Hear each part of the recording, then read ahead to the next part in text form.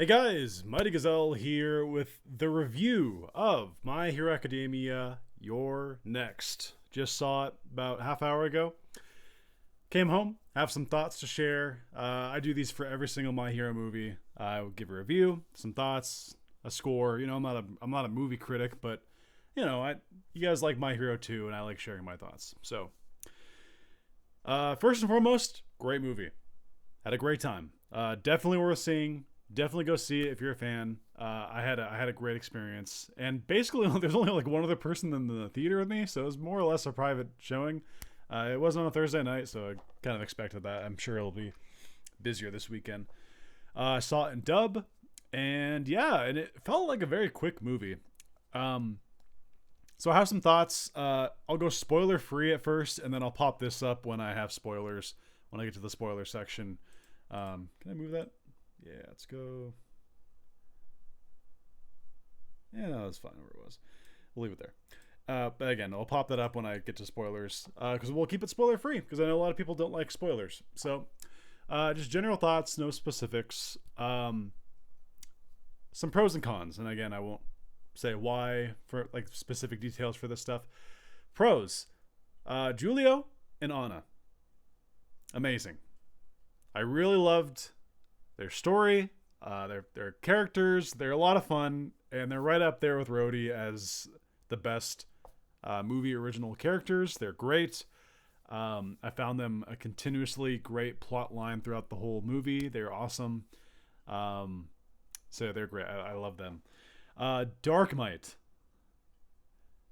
Darkmite, on the whole, I would say is the best movie villain that My Hero Academia has ever had. He was a scene stealer. He was a lot of fun. He was bombastic, charismatic, just like a twisted, like All Might, like that you'd want. I went into this hoping he'd be great, and I was not disappointed. He was awesome. Some of the henchmen were all over the place. Okay, I have a lot to say about them. They were fine on basis, like pros and cons. I'll talk about them in the spoiler section. Class 1A in this movie, a little bit, not even a little bit, kind of underutilized. I should have seen this coming based on the trailers, but honestly, they don't get a whole lot to do in this movie, so I was a little bit disappointed in that. What they do is good, but the focus is really on Darkmite, Julio and Anna, and kind of the main, trio that you normally get for the My Hero movies, which is unfortunate. But I'll talk about specifics in a moment. But the music was great, animation fantastic. This might be the best looking movie. Between this and the second movie in terms of like how good they look. This was really good looking movie. The music choices are excellent. I'll just say this spoiler because it's music. Trinity makes a glorious return once again. Trinity to me is one of the best My Hero soundtracks ever, and it gets a remix. In this movie that I'm pretty sure is new. I don't know if we've ever heard it before. So that was great. The ending, solid. It kind of went by fast. Again, the whole movie kind of felt like it went by fast. But overall, great movie. I don't know if I'd say it's my favorite. It's close. Darkmite was so damn good that it makes me debate whether like it is my favorite movie because like it's tough because I'm in my mind I'm comparing this to the second movie. They both have different strengths and weaknesses. Both have a really good villain. I think that helps them both a lot. But yeah, I would give this movie like an 8.5 to 9, like that kind of range. It's really good. It's a really good movie. I had a great time. So yeah, that's the general thoughts. I hope you guys go see it. I would also recommend seeing this before. If you can see it before the final episode, because this isn't a spoiler, but like this movie has a lot of All Might kind of themes that I think will tie in nicely to the final episode. So if you guys can, I think it'll add a little extra sauce to the final episode of the season. I'll explain what I mean when I pop up spoilers here in a second. But yeah, great movie. Definitely go see it if you're a My Hero fan. Easily worth it. I'm sure if you're a My Hero fan, you're going to see it anyway. Even if I told you it sucked, you'd go see it. But yeah. So that's going to do it for the spoiler-free section. Now we're going to talk about spoilers because there's a few things worth mentioning in this. Where do I begin? I kind of want to begin with the henchmen because there's a lot to talk about with them. Pros and cons. Cons. Let's talk about the pros first, actually. Think of some of the most iconic powers in just comics and like whatever ever. The most iconic powers that have never appeared in My Hero Academia. Most likely, the power you're thinking of is represented in one of these henchmen. And it's really cool. It's like finally this power made an appearance, right? Or like a different variation of a power makes an appearance. So let's kind of go through some of them. All right, where do I begin? So I'll talk about why they're positives before I talk about negatives. The positive, okay, so there's a guy who looks like a Jinjo. Have you ever played Banjo-Kazooie? He looks like a human Jinjo. His power is like Aizawa's on crack. Basically, he doesn't have to look at you. It doesn't have to be like a visual contact. He just makes a field, presumably like a very large distance possible field around him where your quirks just don't work. And it leads to a very entertaining segment of the movie where Deku's actually quirkless for like a good 10-15 minute stretch, and at least there's some good gags. He's the stupid Deku that people were making fun of in the trailers where he looks all goofy and brain dead. That was actually kind of the segment. Like he's dodging for his life because he doesn't have quirks, and it's kind of funny. This is also when he kind of bonds with Julio for the first time. But this guy, like, he fails. Like, Deku finds a way to beat him, and Dark Might, in a really boneheaded, like, short-sighted move, and he kind of did this for a lot of his henchmen. When they lose, he just sort of is like, "Oh, you failed me," and then like he straight up kills him. Like, he drops him in this void on the ground to his death. Because you never see him again. It's presumed that he dies. And here he's being held in the air by like Dark Might and his powers, which I'll talk about in a little bit. And he's like begging for his life, and I'm like, bro, you eliminate quirks. Like, you could just basically say "F you, pal." Like, you can't touch me. But no, he is trembling in fear, so maybe he just wasn't thinking that way. I don't know. But he gets dropped to his death. So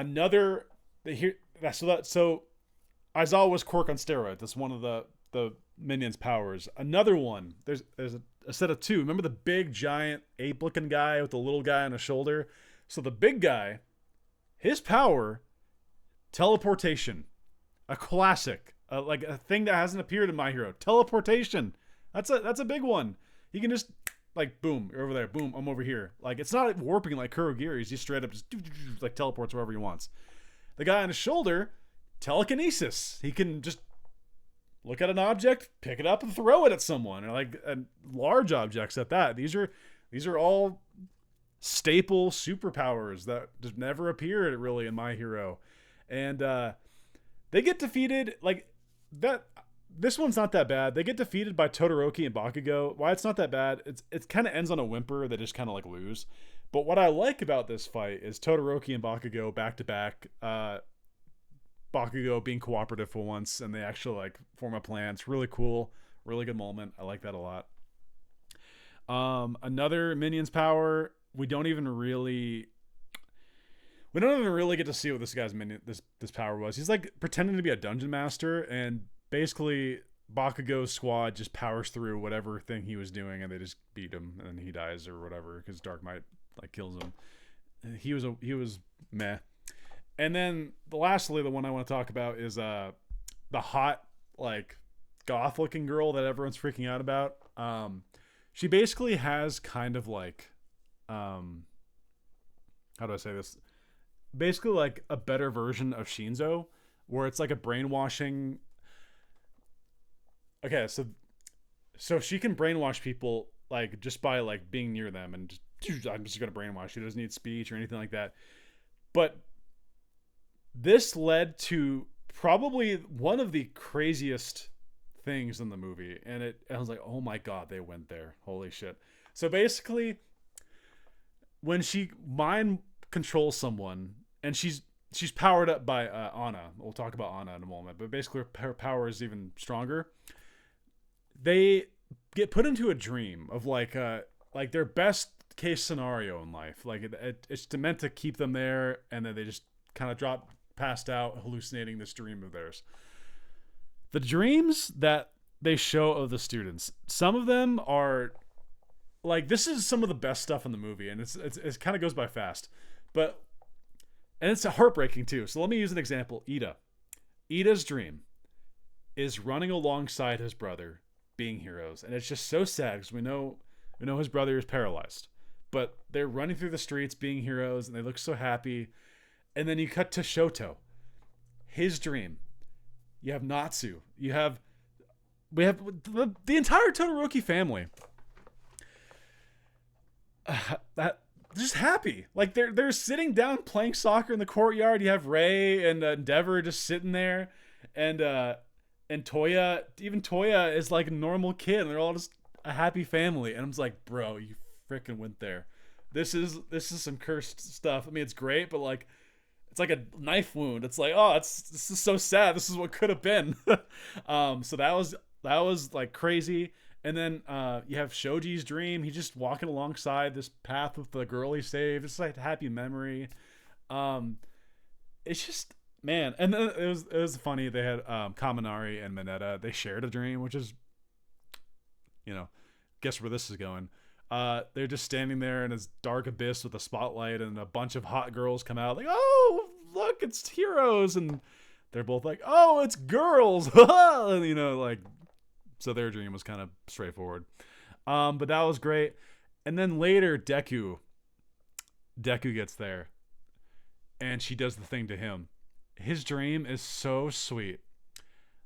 It's him as a little kid, and he's in his room with all the All Might merch, and he's just like happy little kid, and All Might's like, young Midoriya, like, and puts him on his shoulder. Let's go be heroes together. And he's like, and little Deku's like, yeah, and it's just like so sweet. It's so sweet.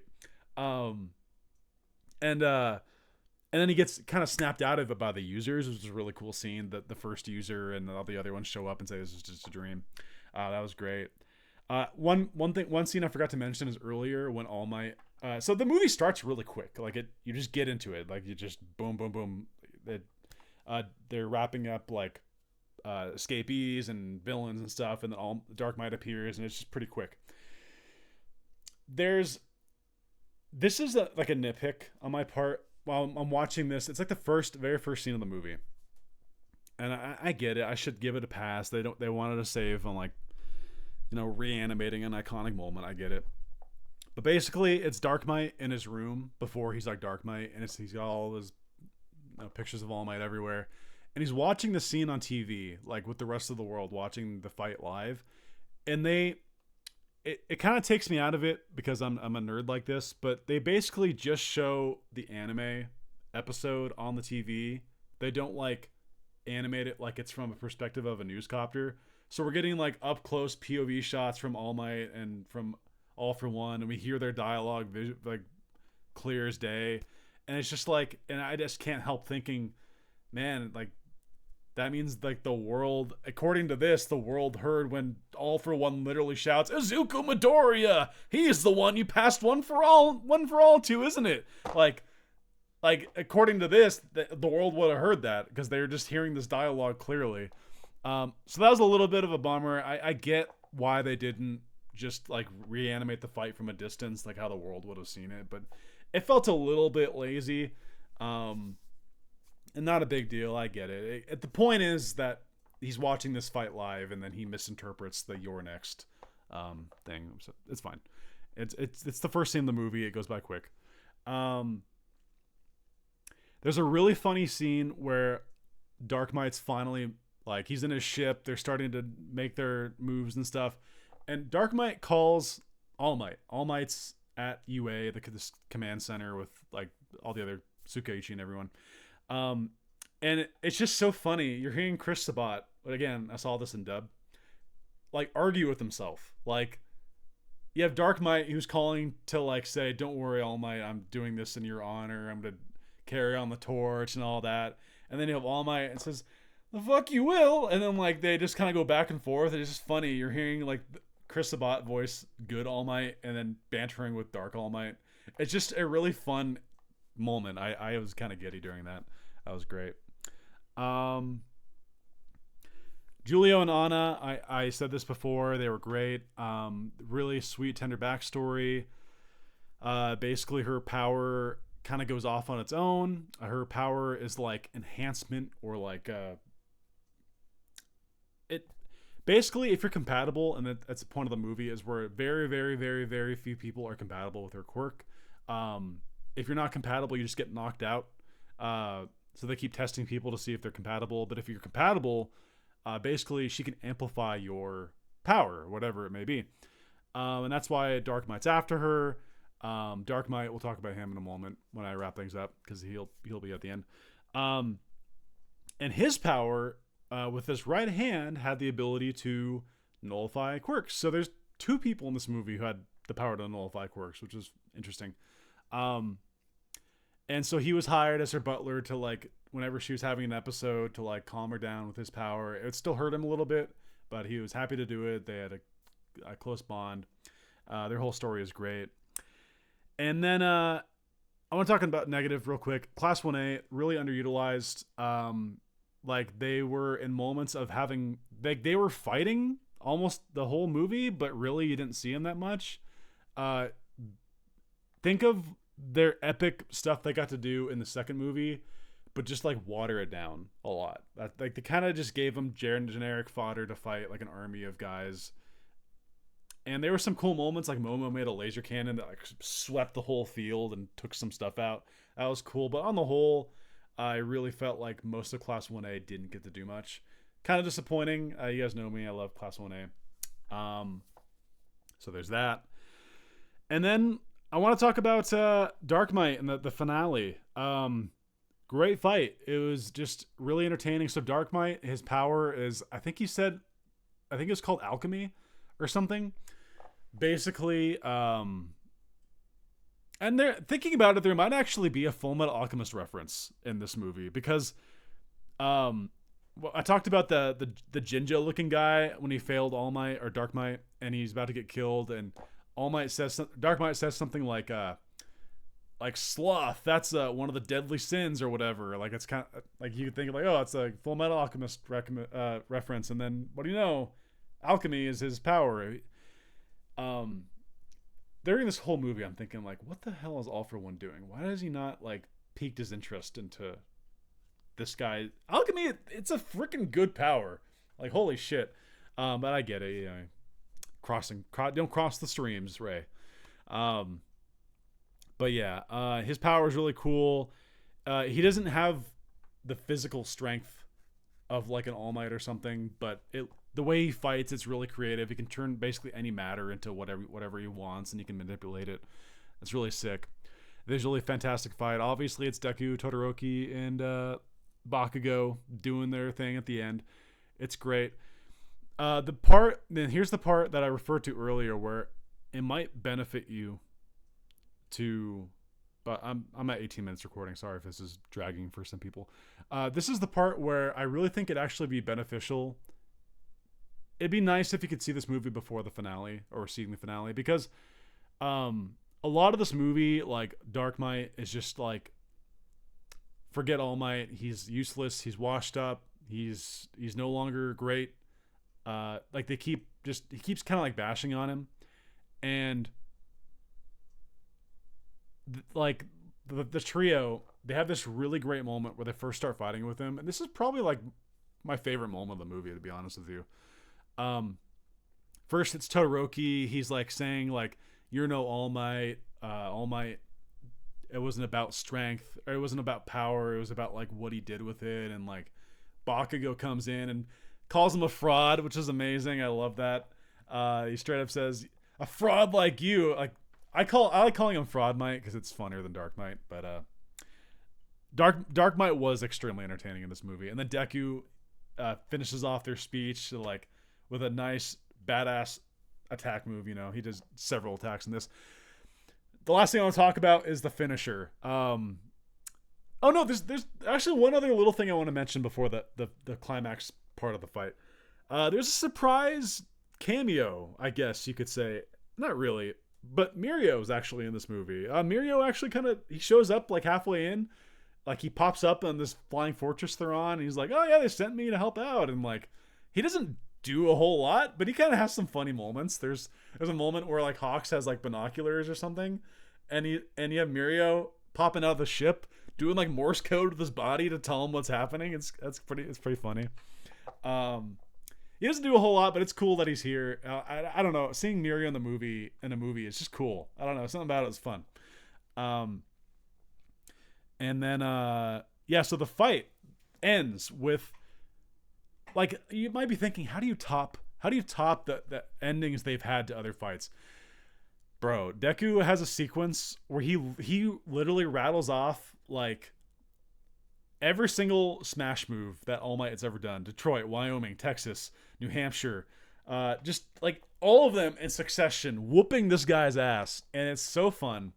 While this is going on, Anna's quirk is going out of control.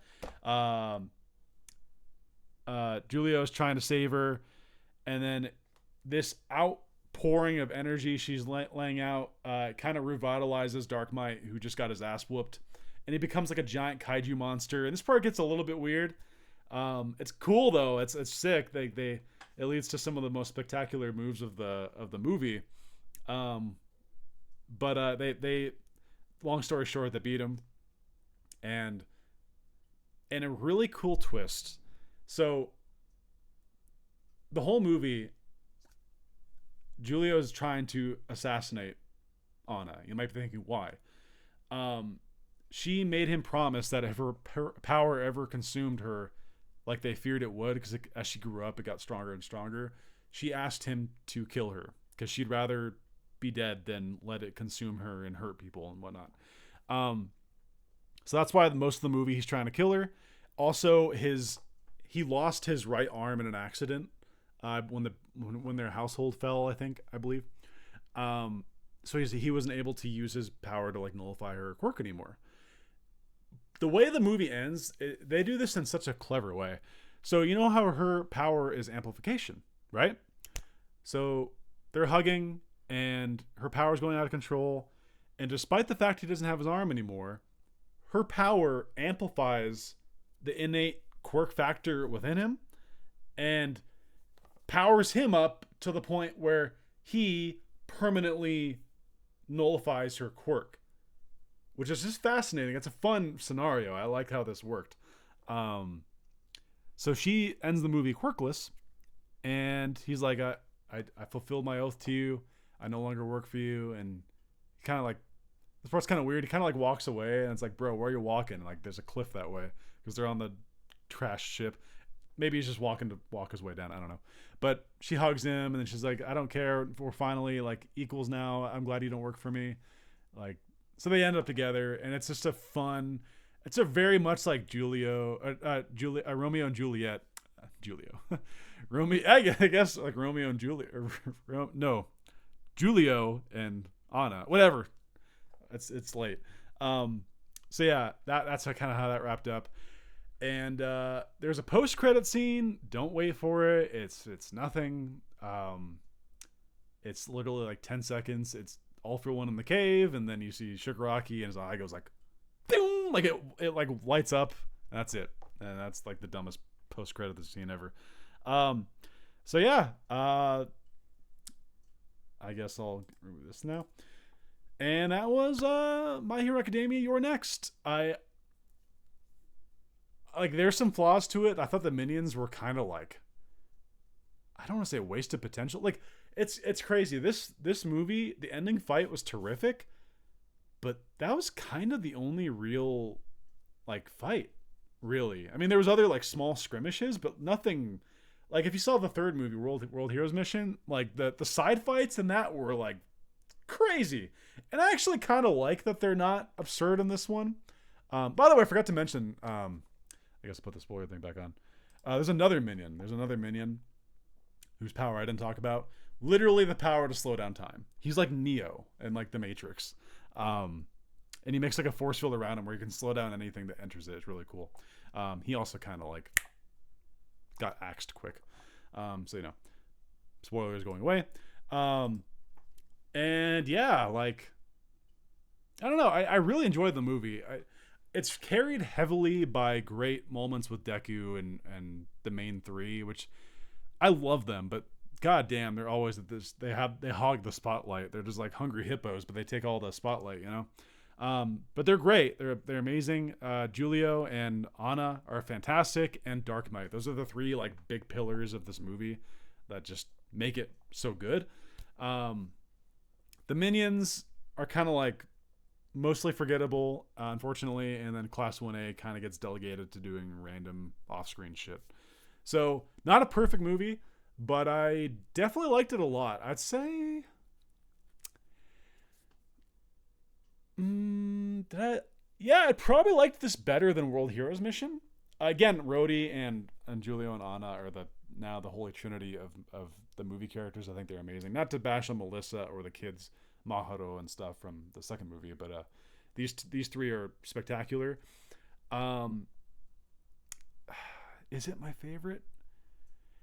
The All Might fanboy in me really liked the All Might aspect to this movie.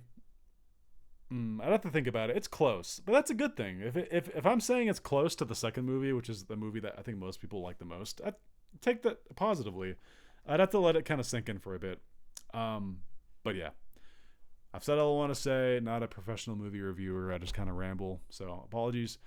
But yeah, hope you guys enjoyed my review. Stay tuned for the finale reaction in a couple days here. And yeah, until next time, it's been Mighty Gazelle, hoping you all have a mighty day. See you guys.